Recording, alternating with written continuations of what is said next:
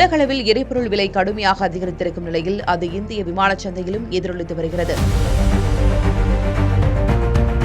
America Iran இடையே நடைபெற்ற போர் காரணமாக உலகின் முக்கிய எரிபொருள் வர்த்தக திடமான ஹோர்முஸ் நீரிணை மூடப்பட்டது.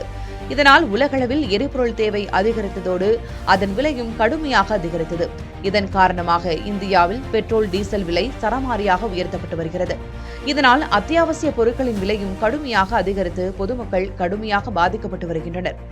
இச்சூழலில் எரிபொருள் விலைகளின் காரணமாக ஏர் இண்டியா அதன் குறைந்த கட்டண துணை நிறுவனமான ஏர் இண்டியா எக்ஸ்பிரஸ் மற்றும் இண்டிகோ ஆகியவை இணைந்து ஜூன் மாதம் முதல் சுமார் 250 தினசரி உள்நாட்டு விமான சேவைகளை நிறுத்த உள்ளதாக அறிவித்துள்ளன.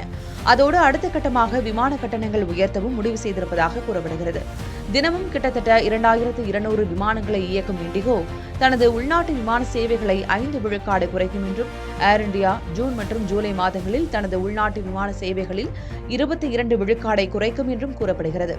எரிபொருள் பற்றாக்குறை காரணமாக விமானங்களுக்கான ஏவியேஷன் டர்பைன் எரிபொருள் விலை சர்வதேச அளவில் 25 விழுக்காடு உயர்ந்துள்ளன. இது விமான நிறுவனங்களின் செயல்பாட்டு செலவுகளை கடுமையாக உயர்த்தியுள்ளதால் உலகின் பல்வேறு நிறுவனங்களும் விமான கட்டணங்களை 40 முதல் 50 விழுக்காடு வரை உயர்த்தியுள்ளன என்பது குறிப்பிடத்தக்கது.